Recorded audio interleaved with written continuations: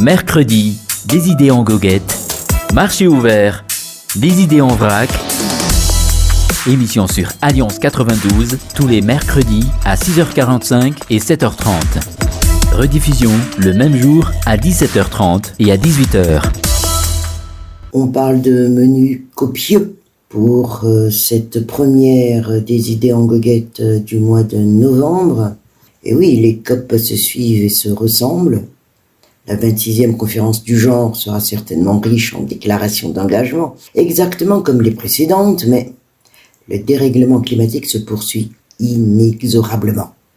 De manière paradoxale, la crise du Covid-19 n'aura été qu'une brève parenthèse enchantée et de répit pour la planète quand, pendant à peu près un semestre, les activités économiques et industrielles ont tourné au ralenti en raison des dispositifs sanitaires mis en place un peu partout dans le monde. À ce rendez-vous, l'Afrique se fait forte d'une vingtaine de chefs d'État africains pour y réclamer son dû en termes de financement pour faire face aux effets du réchauffement climatique, promis il y a une dizaine d'années par plus gros émetteurs de dioxyde de carbone qui sont à l'origine de cette descente aux enfers de la planète. Ce processus semble même avoir atteint un point critique et s'accélère dès lors que cette année, deux icebergs d'1 millier et de plus de 4000 km² se sont tour à tour détachés de l'Antarctique, augurant encore une montée du niveau des mers. Bref.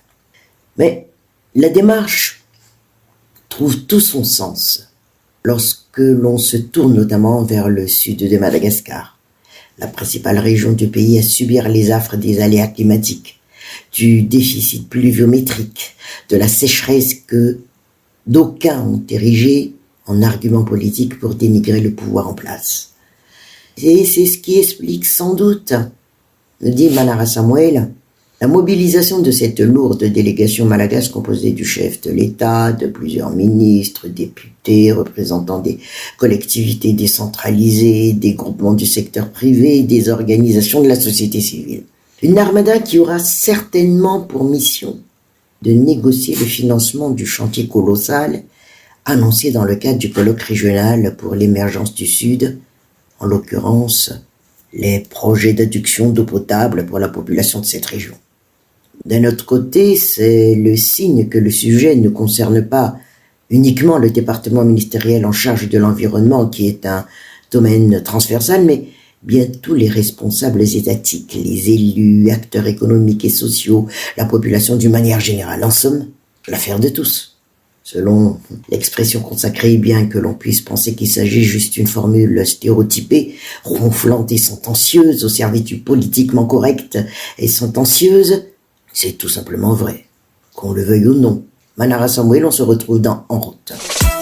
Mercredi, des idées en goguette. Marché ouvert, des idées en vrac. Émission sur Alliance 92, tous les mercredis à 6h45 et 7h30. Rediffusion le même jour à 17h30 et à 18h. Nous sommes au temps du COP. Et les COP se suivent et se ressemblent. La 26e conférence du genre sera certainement riche en déclarations d'engagement, exactement comme les précédentes, mais le dérèglement climatique se poursuit inexorablement. De manière paradoxale, la crise du Covid-19 n'aura été qu'une brève parenthèse enchantée de répit pour la planète quand, pendant à peu près un semestre, les activités économiques et industrielles ont tourné au ralenti en raison des dispositifs sanitaires mis en place un peu partout dans le monde.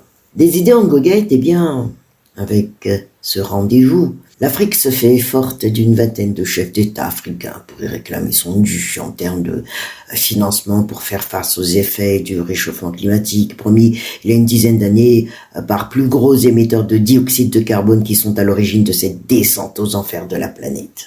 Mais la démarche trouve son sens lorsque l'on se tourne notamment vers le sud de Madagascar, la principale région du pays à subir les affres des aléas climatiques, du déficit pluviométrique, de la sécheresse que d'aucuns ont érigé en argument politique pour dénigrer le pouvoir en place.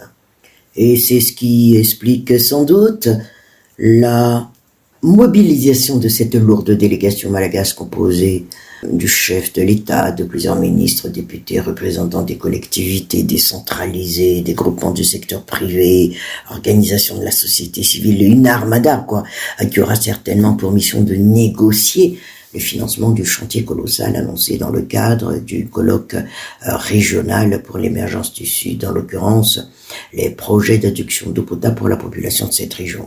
Mais une affaire de tous. C'est pourtant loin d'être le cas pour l'environnement à Madagascar, où le réflexe écologique reste un concept inconnu. Quand la municipalité d'Antananarivo se fixe par exemple comme objectif d'aménager des espaces verts et met en place un parc botanique, certains adoptent le ton de la moquerie ou prennent la mouche en braillant que c'est de l'argent jeté par la fenêtre. Ce sont pourtant les premiers à s'offusquer quand des études sortent et classent la capitale en tête de liste des villes les plus sales ou les plus polluées au monde, et à se faire entendre quand des épidémies de maladies bronchopulmonaires sévissent partout. Dans les plus grandes villes du monde, cela fait longtemps qu'on a pris pour habitude de reverdir chaque mètre carré disponible et à les transformer en espaces verts, sachant que ceux-ci ont pour utilité de réguler la température, d'améliorer la qualité de l'air, ainsi que de faciliter l'écoulement des eaux, une fonction bien utile dans une ville si exposée aux inondations comme Antananarivo, tiens. Mais ici, on préfère critiquer Manara Samuel. Dans la même veine, il y a également ceux qui s'échinent à reboiser l'île et ceux qui, de leur côté, la dépouillent de ses forêts, tantôt par appât du gain, tantôt pour des motifs de survie qui prennent décidément le pas sur toute autre considération. Les effets de la dégradation de l'environnement n'étant pas immédiats ni réellement évidents pour beaucoup, mieux vaut sacrifier la nature pour mourir demain plutôt qu'aujourd'hui. Mais les signes ne trompent pas. Les bouleversements climatiques actuels sont les conséquences de l'action de l'homme et iront en s'aggravant dans le futur et amenuiseront davantage les ressources disponibles. Les scientifiques ont même déjà testé depuis de nombreuses années de la corrélation entre le changement climatique et ces nouveaux virus qui n'en finissent pas d'apparaître depuis le début du siècle, évoquant la destruction de l'habitat naturel de nombreuses espèces animales porteuses de ces virus qui se retrouvent ainsi obligées de côtoyer sinon de vivre près des sociétés humaines. Et c'est bien simple. La réalité est qu'ici ou ailleurs, l'environnement n'est pas encore une priorité pour bon nombre de personnes. Mercredi, des idées en goguette. Marché ouvert, des idées en vrac. Émission sur Alliance 92, tous les mercredis à 6h45 et 7h30. Rediffusion le même jour à 17h30 et à 18h.